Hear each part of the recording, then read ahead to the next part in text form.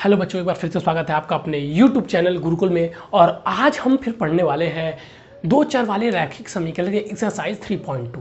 क्या हम पढ़ने वाले हैं? एक्सरसाइज 3.2। अब जिस प्रकार हम कोई भी एक्सरसाइज करने से पहले उसके बारे में बताते हैं, किस प्रकार के प्रश्न हैं, उसको कैसे हल करेंगे और कौन कौन से टॉपिक और कौन से फॉर्मूले पढ़ते हैं उसके बारे में चर्चाएं करते हैं। तो चलिए हम पहले बारे में उसके बारे में चर्चाएं कर लेते हैं।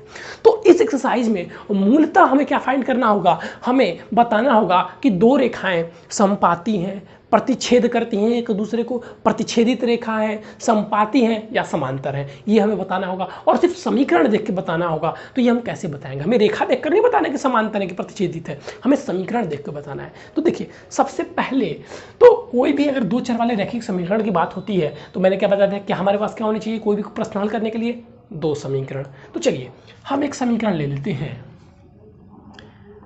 x a1x plus b1y plus c equal to 0। क्या समीकरण हमने ले लिया? हमने समीकरण लिया, अच्छा a1 b1 c1 करके हमने क्या समीकरण लिया? a1x b1y और c1 ले लिया। अच्छा सर, यहाँ तक हमने चीज़ें कर ली। उसके आगे फिर हम एक दूसरा समीकरण लेंगे। क्यों दूसरा समीकरण लेंगे? दूसरा समीकरण लेना हमारे लिए इसलिए आवश्यक है, यहाँ पर उन्होंने लिखा दूसरा समीकरण लेना इसलिए आवश्यक है क्योंकि एक समीकरण से दो चर वाले रैखिक समीकरण को हम हल नहीं कर सकते। हाँ सर, तो चलिए दूसरा समीकरण लेते हैं। तो इसमें क्या ले लेते हैं? इसमें ले लेते हैं a2x b2y और c2 इक्वल टू 0। ये दो समीकरण तो हमारे पास होंगे तभी हम दो चर वाले रैखिक समीकरण की चर्चाएं स्टार्ट कर पाएंगे, इसीलिए मैं स्टार्टिंग में बता दिया था। अच्छा, अब हमें इसमें क्या क्या बताना है? हमें बताना है कि रेखा प्रतिच्छेदित है, प्रतिच्छेदित है, या बताना है क्या कि रेखा समांतर है। ये किसी न किसी रेखा का समीकरण है कि रेखा समांतर है। क्या रेखा समांतर है? हाँ, रेखा समांतर तो दिखना ही है। रेखा समांतर है। क्या रेखा प्रतिच्छेदित है या समांतर है या समपाती है? या रेखा समपाती है। इन तीनों चीजों के बारे में हमें बताना है।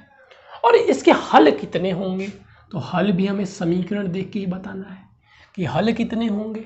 चलिए सर बताना स्टार्ट कर देते हैं। बताने के लिए हम रेड मार्कर ले लेते हैं। हम इससे देखिए, यहाँ पे हमें x और y से मतलब है। क्यों है? बस उसका आगे वाला परिमाण देखने के लिए, कांस्टेंट देखने के लिए। ये 1 भी हो सकता है, 2 भी हो सकता है, 0 भी, माइनस भी, कुछ भी हो सकता है। मतलब कोई भी नेचुरल नंबर ये हो सकता है। ठीक है। और जहाँ पे सर y प्रेजेंट नहीं होगा वहाँ पे क्या ले लेंगे? y की जगह 0। आप समझदार हैं। तो रेखा प्रतिच्छेदित होंगी कब? जब a1 upon a2, a1 upon a2, जैसे ये मान लीजिए 2 है और ये 3 है, 2x लिखा हुआ है और वहाँ पे 3x लिखा हुआ है। तो जब a1 अपॉन a2 बराबर नहीं होंगे b1 अपॉन b2 के, यानी कि ये b1 के अपॉन b2 के बराबर नहीं होंगे a1 अपॉन a2, तो इसे क्या बोलेंगे? इस रेखा को प्रतिच्छेदित रेखा बोलेंगे। कैसे? समीकरण देख के पता चल गया बस डायरेक्ट। अभी क्वेश्चन भी कराऊंगा। समीकरण देख के आपको डायरेक्ट पता चल गया कि अगर a1 a2 बराबर नहीं है इस b1 बटे b2 के, तो क्या होगा? रेखा प्रतिच्छेदित रेखा होगी। हल कितने होंगे? केवल एक हल।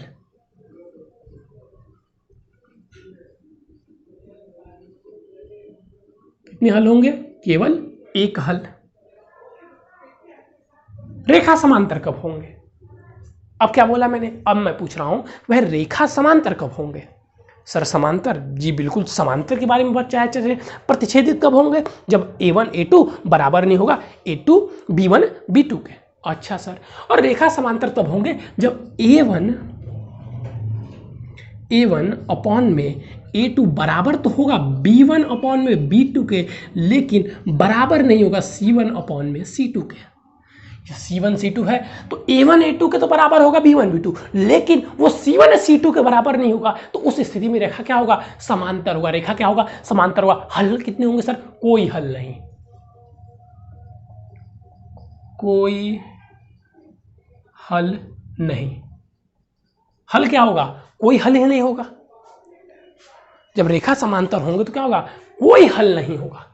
अब रेखा संपाती कब होंगे सर, तो रेखा संपाती तब होंगे जब a1 भी a2 के बराबर हो, जब a1 a2 बराबर हो b1 b2 के और c1 c2 के, तब रेखा क्या होगी, रेखा संपाती होगी। रेखा क्या होगी, संपाती होगी। हल कितने होंगे, तो यहां पे अनेक हल होंगे, अनेक हल। ये सारी चीजें आपको याद होनी चाहिए। चलिए एक बार फिर से याद करते हैं, रिपीट टेलीकास्ट। दो समीकरण हमारे पास, समीकरण एक, समीकरण दो। कितने समीकरण हमारे पास, दो समीकरण। कितने समीकरण हमारे पास, दो समीकरण। दो चर वाले समीकरण की चर्चा होगी, समीकरण हमारे पास कितने रहेंगे, दो समीकरण। अब एक चलिएगा, रेखा प्रतिच्छेदित होंगी कब, जब ये a1 मतलब x का गुणांक a1 और x2 का गुणांक, सॉरी यहाँ भी x ही है, और इस x का मतलब प्रथम समीकरण के x का गुणांक और द्वितीय समीकरण के x के गुणांक का अनुपात बराबर होगा अगर y के दोनों के गुणांक के अनुपात के, मतलब a1 a2 बराबर होगा b1 b2 के, तो क्या होंगे, क्या होंगे, क्या होंगे, रेखा प्रतिच्छेदित होंगी। बराबर नहीं होगा तो क्या होंगी, रेखा प्रतिच्छेदित होंगी। बराबर नहीं होगा तो क्या होगी, रेखा प्रतिच्छेदित होंगी। समांतर रेखाएं, अब समांतर रेखाएं तब बनेंगी जब x1 का और x1 x2 मतलब a1 a2 बराबर होगा b1 b2 के, लेकिन a1 a2 तो बराबर है b1 b2 के, लेकिन c1 c2 के बराबर नहीं होगा, तो उस स्थिति में जो रेखा होगी कैसी होगी, समांतर होगी। अच्छा सर, रेखा संपाती कैसी होगी, जब a1 a2 बराबर होगा b1 b2 के और b1 b2 बराबर होगा c1 c2 के, उस स्थिति में रेखा क्या होगी, रेखा संपाती होगी।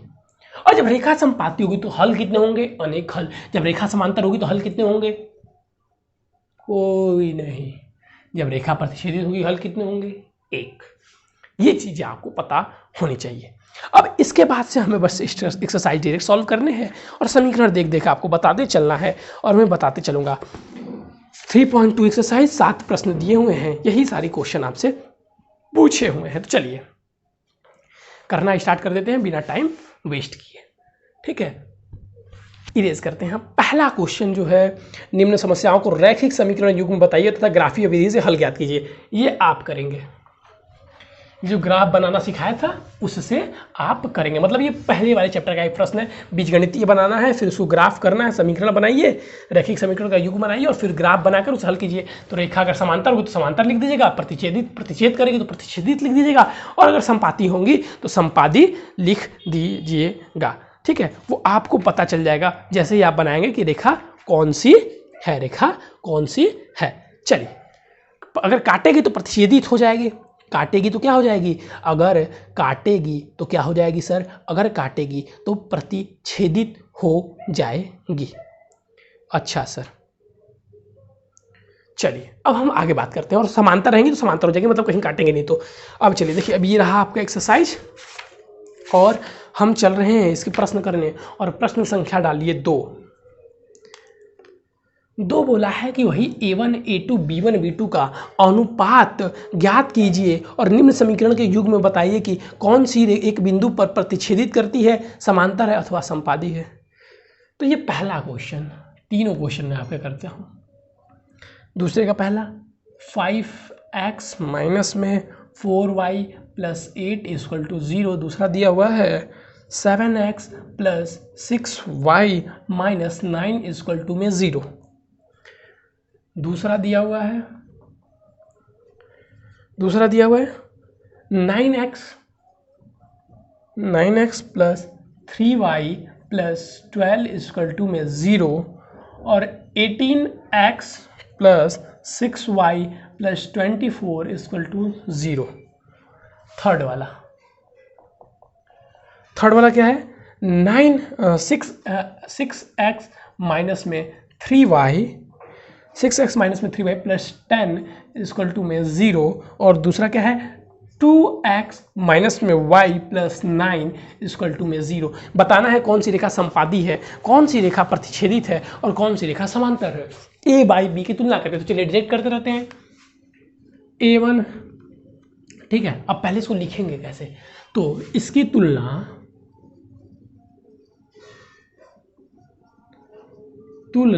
किससे करने पर, a1x plus b1y plus c1 equal to 0 तथा समीकरण एक की तुलना,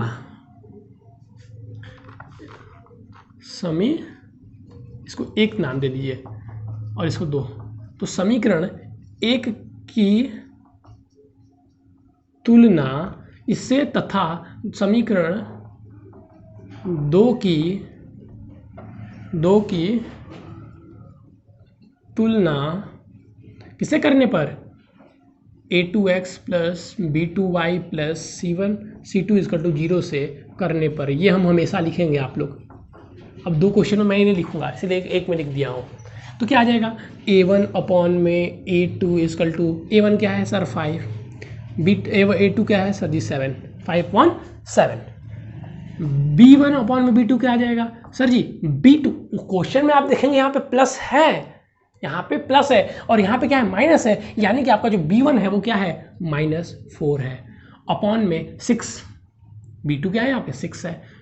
फिर क्या निकालेंगे हम, c1 अपॉन में c2, चेक कर लीजिए, c1 अपॉन में c2 निकालते हैं तो क्या चीज़ें आ जाएंगी सर, c1 है 8 और c2 कितना है, देखिए इसमें भी प्लस है, ये माइनस में है तो -9। अब हम देख रहे हैं क्या, a1 a2 बराबर है नहीं तो b1 b2 के, देखते क्या होगी, रेखा प्रतिच्छेदित होगी, बराबर नहीं है b1 b2 के, अतः रेखा प्रतिच्छेदित है। रेखा क्या है, रेखा प्रतिच्छेदित है। ठीक इसी प्रकार इनकी चर्चा कर लेता हूँ, ये डायरेक्ट देखिए कर रहा हूँ। a1 अपॉन में a2 निकालेंगे तो a1 अपॉन में a2 = आ जाएगा 9/18 और काट देंगे तो हो जाएगा 1/2, ऐसे भी कर सकते हैं आप। ठीक है, दूसरा वाला b1 अपॉन में b2, ये भी देखिए क्या दिया है 3/6 दिया हुआ है तो ये भी क्या आ जाएगा 1/2। फिर c1 अपॉन में c2 क्या दिया हुआ है 12/24, तो ये भी क्या आ जाएगा 1/2। तो जहाँ पे कटेगा वहाँ पे काटेंगे, काटने के बाद देखिए तीनों बराबर है, तो अब लिखेंगे चूंकि a1 अपॉन में a2 बराबर है b1 अपॉन में b2 के तथा बराबर है c1 अपॉन में c2 के, अतः रेखा क्या हो जाएगी, रेखा समपाती है। समपाती है, रेखा क्या है, रेखा समपाती है। रेखा कैसी है, तो रेखा सर समपाती है। नेक्स्ट पे आ जाते हैं, a1 अपॉन में a2 सर जी 6 अपॉन में 2 हो जाएगा सर जी 3/1। Very good. फिर आते हैं हम लोग इस पे b1 अपॉन में b2 के, क्या हो जाएगा सर जी -3 अपॉन में -1, माइनस से माइनस कट जाएगा, क्या हो जाएगा 3/1। फिर हम किस पे आते हैं c1 अपॉन में c2 के, ये क्या दिया हुआ है सर जी 10/9। तो इसमें हम देख रहे हैं चूंकि a1 a2 बराबर है b1 b2 के तथा ये बराबर नहीं है, ये भी दिखाएंगे c1 c2 के, अतः रेखा समांतर है। रेखा कैसी है, रेखा समांतर है। तो ये सारी चीज़ें आपको करनी है, कैसे आप समीकरण से देखेंगे ये भी मैं बता दिया, और आपको दूसरे एक्सरसाइज के तीनों क्वेश्चन करके, तीनों पहले एक दूसरे के तीनों क्वेश्चन करके आपको बता दिए। तो अब मुझे लग रहा है, और तीनों क्वेश्चन तीनों अलग अलग प्रकार के थे, तो अब आपको चीज़ें क्लियर हो गई होंगी। ठीक है, फिर तीसरा ही बोल रहा है कि अनुपात a1 अपॉन में a2 b1 अपॉन में b2 की तुलना कर ज्ञात कीजिए कि निम्नलिखित समीकरण के युग्म संगत या असंगत है। ये लो भाई बोल दिया आप। अब ज्ञात करना है संगत या असंगत। अच्छा, मैंने वहां पे आपको संगत असंगत के बारे में चर्चाएं नहीं की क्या? संगत व असंगत के बारे में लग रहा है मैंने आपसे चर्चाएं नहीं की। चलिए, उसके लिए मैं आपसे माफ़ी मांगता हूं कि मैंने वहां पे संगत एवं असंगत के बारे में चर्चाएं नहीं की। तो देखिए, आपको बस एक चीज़ याद रखना है कि जो आपका समांतर रेखा था, जो आपका समांतर रेखा आ रहा था, ये असंगत होगा। मतलब यहीं पे देखिए बता देता हूँ, ये वाला क्वेश्चन उसी तरीके से, कोई बहुत बड़ा आप परेशान हो लीजिए। ये देखिए, ये क्या है, ये संगत होगा। अगर किसी क्वेश्चन में a1 अपॉन में a2 बराबर नहीं b1, देखिए यहीं पे समझा दे रहा हूँ, जैसे ये समीकरण दिया हुआ है, बोल रहा है ये संगत है कि असंगत है, तो ऐसे ही a1 a2 b1 b2 c1 c2 ज्ञात कर लेंगे। फिर देखेंगे कि a1 जो है, a1 a2 बराबर नहीं b1 b2 के, तो ये कैसा युग्म है, ये संगत युग्म है। यहाँ पे आएंगे, देखेंगे फिर क्या, a1 a2 बराबर है b1 b2 के और c1 c2 के, तो ये भी क्या हो जाएगा, ये भी संगत युग्म है। लेकिन अगर a1 a2 बराबर है b1 b2 के, A1 A2 बराबर है B1 B2 का, लेकिन बराबर नहीं है C1 C2 का, तो ये क्या हो जाएगा, ये असंगत युग्म, असंगत युग्म। तो यही चीजें आपको बतानी है। और तीसरे वाले क्वेश्चन में बस चीजें अलग हैं और चीजें मैंने आपको बता दी हैं, चीजें बस अलग हैं, करना उसी प्रकार से है। मतलब चीजें अलग क्या है, मतलब क्वेश्चन अलग होंगे और बताना आपको यही है। फिर बोल रहा है चौथा वाला, निम्नरेखिक समीकरण के युग्म। तीसरा वाला होमवर्क है, होमवर्क आप लोग इसमें नहीं चले, कल बस हमें होमवर्क भेजने वाले 17 बच्चे थे, निम्न वही 17 बच्चे टॉप भी करेंगे अपने अपने जिला में। आप लोग फिर कहिएगा सर हम नहीं किया, अब नहीं करेंगे भाई, आप रूटीन नहीं फॉलो कर रहे हैं। मेरा काम क्या है, बस चीज़ें बताना। तो आप मेरे बगल में बैठे नहीं हो कि आपको मार के पढ़ाएं, पढ़ पढ़ पढ़ पढ़ पढ़, क्यों होमवर्क क्यों ले छड़ी पिछड़ी, लेकिन आप उसको मिस कर रहे हैं। चलिए, निम्नरेखिक समीकरण के युग्म में से कौन से युग संगत असंगत है, यदि संगत है तो ग्राफीय विधि से हल कीजिए, हल ज्ञात कीजिए। लो भाई, ये चौथा वाला क्वेश्चन बोल रहा है यदि संगत हैं तब ग्राफीय विधि से उनका हल ज्ञात करके उनको दिखाओ। तो देखिए ये प्रश्न जो है ना, ये आते होते हैं नहीं। पहली बात तो जो चौथा वाला प्रश्न है आते होते हैं नहीं, तो ग्राफीय विधि से सर हल कैसे करके बताएंगे। देखिए संगत का मतलब क्या होगा, आप समीकरण को जब हल करेंगे ना, बता दे रहा हूँ बस यहीं पे, पहले तो इसी प्रकार से जो चौथा वाला क्वेश्चन है इसी प्रकार से पता करेंगे संगत है कि असंगत है। जब पता चल गया कि यदि संगत या असंगत, यदि संगत है तो ग्राफीय विधि से हल कीजिए। तो जो संगत होंगे उनका ग्राफ निकालना मैं आपको कल बताया था, कैसे एक्स वाई का मान निकालते हैं, वैसे एक्स वाई का मान निकाल देंगे। और जब उनको पुट करेंगे तो वो सब एक ही रेखा में लाई करेंगे, जैसे एक तिरछी रेखा है सब उसी में लाई करेंगे, तो उनको क्या बोल देंगे, संगत। उनको क्या बोल देंगे भाई, उनको संगत बोल देंगे। ठीक है, उनको क्या बोल देंगे,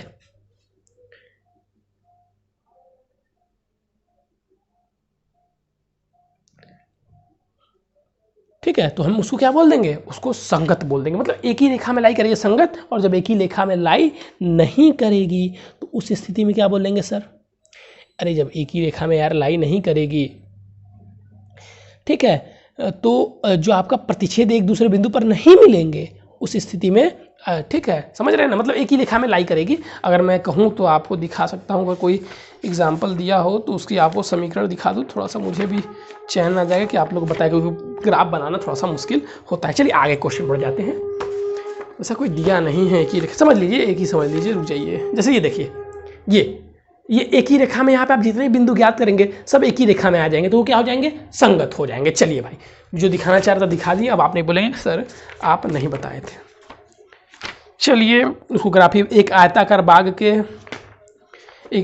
बाग जिसकी लंबाई चौड़ाई 4 मीटर अधिक है का अर्ध परिमाप 26 है, बाग की विमाएँ ज्ञात कीजिए। बहुत बढ़िया क्वेश्चन है, इसको हम लोग करेंगे। ये क्वेश्चन आ सकता है भाई, ये क्वेश्चन आ सकता है, ये क्वेश्चन आ सकता है। इसको इंपॉर्टेंट टिक कर लीजिएगा अपने अपनी बुक में, अपनी बुक में इंपॉर्टेंट टिक कर लीजिएगा। अच्छा कुछ बच्चे कह सर बुक कौन सी ले, ये देखिए हम भी जो बुक लेते हैं ना, ये NCERT है आपकी, उत्तर प्रदेश माध्यमिक शिक्षा परिषद द्वारा जो चलाई जाती है। देख लीजिए आप यहाँ पर अगर देखेंगे तो ये चीज़ें आपको दिखाई दे रही होंगी, दिख रहा है कि नहीं भाई, हाँ दिख रहा है सर। राष्ट्रीय शैक्षिक अनुसंधान परिषद द्वारा नई दिल्ली, माध्यमिक शिक्षा परिषद उत्तर प्रदेश इलाहाबाद।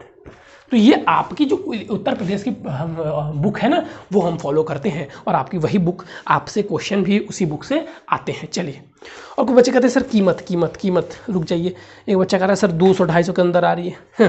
देख लीजिए, मूल्य 60 रुपये, मूल्य भी देख लीजिए 60 रुपये, तो इसलिए मैं कहता हूँ भाई ले लीजिए कम से कम आप लोग। चलिए, हाँ, एक आयताकार बाग जिसकी लंबाई चौड़ाई से 4 अधिक है। ये देखिए, अब असल क्वेश्चन पे हम धीरे धीरे आने स्टार्ट हो गए, इसी प्रकार क्वेश्चन पेपर में आते हैं। एक आयताकार, मार्कर भी खत्म होने की कगार पे ही है, एक आयताकार बाग, चलिए आज के सारे क्वेश्चन हो जाएंगे। एक आयताकार बाग जिसकी लंबाई,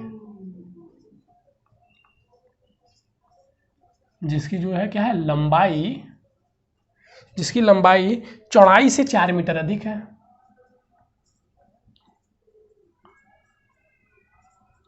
4 मीटर अधिक है।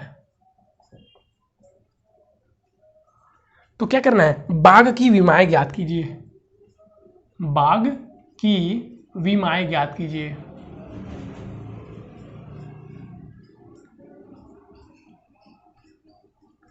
मतलब विमाएँ मतलब लंबाई और चौड़ाई ज्ञात करनी है। विमाएँ मतलब सर, विमाएँ मतलब बस लंबाई और चौड़ाई ज्ञात करनी है। चलिए, विमाएँ मतलब क्या हो गया? विमाएँ मतलब हमें लंबाई और चौड़ाई ज्ञात करनी है, ठीक है ना। तो ये चीज़ पहले हमें समझ में आनी चाहिए कि हमें ज्ञात क्या करनी है, लंबाई और चौड़ाई। और भी कुछ दिया हुआ है क्या? अच्छा, अर्ध परिमाप भी दिया हुआ है, थोड़ा सा मैंने लिखा, तथा बाघ का अर्ध परिमाप अधिक 4 मीटर अधिक है का अर्ध परिमाप, बाघ का जो है, बाघ का अर्ध परिमाप, अर्ध परिमाप परिमाप तथा बाघ का अर्ध परिमाप जो है 36 मीटर है, 36 मीटर है। बाघ का अर्ध परिमाप कितना दिया हुआ है? 36 मीटर। तो हमें बोल रहा है ज्ञात कीजिए। चलिए अब हम ज्ञात करते हैं। कैसे ज्ञात करेंगे? माना बाघ की लंबाई बराबर x, क्या मान लिया? बाघ की लंबाई x है, तो बाघ की चौड़ाई क्या हो जाएगी?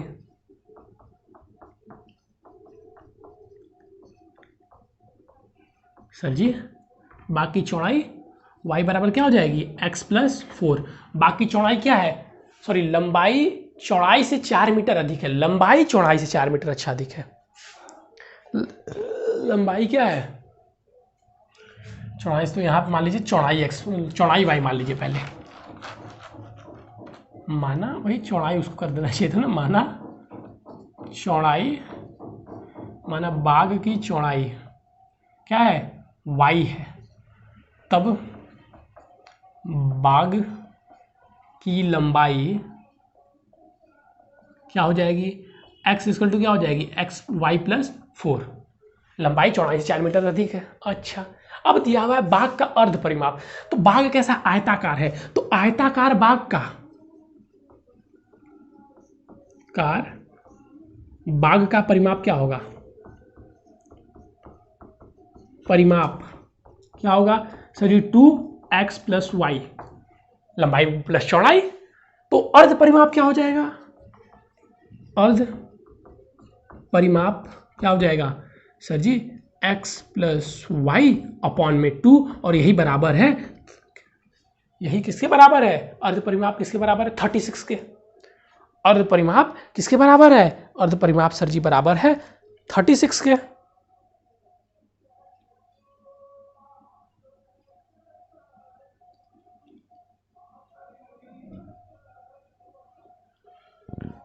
तो परिमाप का आधा होता है, तो परिमाप का आधा होता है। जब ये 2xy है तो अर्ध परिमाप क्या हो जाएगा? xy। आधा कर देना, इसको आधा कर देना, क्या आ जाएगा? xy आ जाएगा। अर्ध परिमाप क्या हो जाएगा? ये देख लीजिए भाई, समस्या है तो 2 किसी भी चीज़ का आधा अर्ध परिमाप होता है, तो xy क्या आ जाएगा? 36। तो x plus y equal to क्या आ गया? 36। दो समीकरण मिल गया आपको। ये समीकरण नंबर 1, ये समीकरण नंबर y। इसको अगर समीकरण मूल समीकरण बनाया तो x minus y equal to 4 समीकरण 1। समीकरण 1 और 2 को समीकरण हल कीजिए तो समी 1 व 2 जोड़ने पर, जोड़ दीजिए, जोड़ेंगे तो क्या हो जाएगा sir? x minus y equal to 4 और x plus y equal to 36 जोड़ेंगे तो हो जाएगा, ये कट जाएगा, ये हो जाएगा 2x इक्वल टू 40, तो x इक्वल टू 20। जब ये 20 हो जाएगा, ये कितना हो जाएगा? ये 20 हो जाएगा।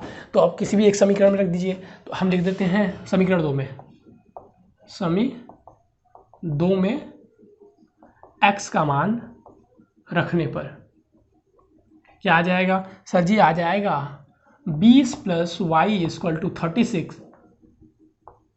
तो y इक्वल टू क्या आ जाएगा? 36 माइनस में 20, तो y इक्वल टू 16। ये लंबाई हो गई आपकी और ये चौड़ाई हो गई। ये क्या आ गई? ये आ गई आपकी 16, और ये आपकी क्या आ गई? ये आपकी बराबर हो गई 20 के। ये आपकी किसके बराबर हो गई? 20 के। तो ये चीज़ हमें करना था क्वेश्चन नंबर 5 में, और ये एक आपकी इंपॉर्टेंट क्वेश्चन है जैसा कि मैंने आपको बताया। ये क्या है? आपका इंपॉर्टेंट क्वेश्चन है। इस एक्सरसाइज में क्या पढ़ा? रेखा का संपाति ज्ञात करना, संयुग्म है, संगत युग्म है कि असंगत युग्म है, ये पढ़ा। फिर एक ऐसा क्वेश्चन आ सकता है एग्जाम में। अच्छा, एक रैखिक समीकरण 6 क्वेश्चन है, एक रैखिक समीकरण दी गई दो चरों वालों का ऐसा रैखिक समीकरण लिखिए ताकि प्राप्त युग्म ज्यामिति को निरूपित करे। अच्छा, प्रतिच्छेदित करती रेखा, एग्जाम्पल अपने से लिखना है, एक दिया हुआ है दूसरा लिखना है, तो ये 2 इसी के बराबर प्रतिच्छेदित करते हुए में क्या लिखेंगे, 2 क्या होना चाहिए, x वाला x के बराबर नहीं होना चाहिए, x वाला जो होना चाहिए मतलब a1 b1 b2 के बराबर नहीं होना चाहिए, तो उस प्रकार का एक लिख देंगे जिसका a1 a2 b1 b2 के बराबर ना हो। तो ये वाला तो अपने से लिखना है, तो ये लिख लेंगे, एग्जाम्पल बस लिखना है। समीकरण x प्लस वाई का ग्राफ खींचिए और x की इन रेखाओं को बने त्रिभुज को शीर्ष को निर्देशांक ज्ञात कीजिए और त्रिभुज छायांकित। तो फिर आपका 7वां वाला क्वेश्चन है, 7वां वाला क्वेश्चन है आपका कौन सा, ग्राफ वाला। तो ग्राफ ज्ञात करना मैंने आपको बता ही दिया था पहले चैप्टर, पहले एक्सरसाइज में, वैसे ही ज्ञात करेंगे और फिर उसको त्रिभुज प्लॉट कर देंगे, चीज़ें निकाल लेंगे। तो मतलब ग्राफ वाले प्रश्न सर आप क्यों नहीं बता रहे, आपको एक प्रश्न मैंने पहले बता दिया था, ग्राफ वाला बहुत अच्छे से बताया था। तो एक प्रश्न को आप बार बार उसमें एक्स वाई की वैल्यू निकालनी है, बार बार इतना ब्लैक बोर्ड करना पड़ेगा। अगर आपको चीज़ें नहीं आती आप कहेंगे मैं आपको लिख कर सेंड कर दूंगा, लेकिन आप प्रैक्टिस करना आपकी जरूरत है ना। मेरा लक्ष्य आपको ये लगता है कि इस चैप्टर में सारी चीज़ें समझा दे रहा हूँ, मेरा लक्ष्य आपको एक्सरसाइज करवाना नहीं है, वो तो मैं 1-2 क्वेश्चन इसलिए करवाता हूँ ताकि आपको वो एग्जाम्पल के थ्रू मतलब चीज़ें अच्छे से समझ में आ जाए। अब आप कहेंगे कि सर आप सॉल्व करके पूरा दे दीजिए, आपको कुछ फायदा होने वाला नहीं है, आप देखेंगे तो लगेगा आ रहा है लेकिन करेंगे तो नहीं आ रहा है। तो इसलिए आपको ये सारी चीज़ें की जाती हैं, वो क्वेश्चन दिया जाए हल कीजिए, नहीं आएगा तो आपके दिमाग में बैठ जाएगा, पूछिए हम बताएंगे, हम बताने के लिए सदैव तैयार है, कहते हैं आप भेजिए हम सॉल्व करके भेजेंगे। तो चलिए बच्चों आज के लिए बस इतना ही, thank you, have a nice day. जो बच्चे हमारे चैनल पर नहीं जुड़े वो चैनल को सब्सक्राइब कर दें और हमारे व्हाट्सअप से भी जुड़ जाए, डिस्क्रिप्शन में व्हाट्सअप नंबर दिया हुआ है, चैनल को लाइक कर दें, वीडियो को शेयर कर दें। थैंक यू बच्चों, हैव अ नाइस डे।